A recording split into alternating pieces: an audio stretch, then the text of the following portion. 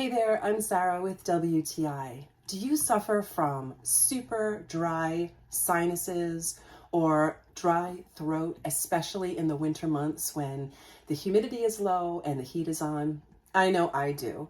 I have found this warm mist vaporizer from Vicks to be so important to my everyday comfort and health. I love the fact that it has two settings, so you can do less or more misting. One fill lasts me the entire night.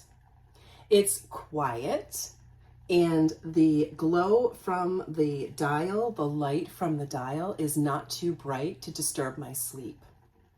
It's a convenient size, and it also has an area at the top if you wanted to add essential oils to your warm mist, and a little compartment in the back if you wanted to add one of the vapor pads that they sell separately.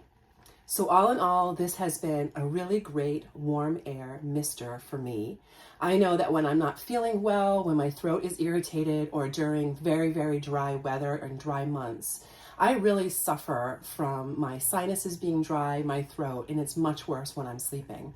This vaporizer has been exactly what I need to keep the air in my bedroom moist, to be able to control it with the dial whether I want more or less, and I don't have to worry about when it runs low because it just automatically shuts off.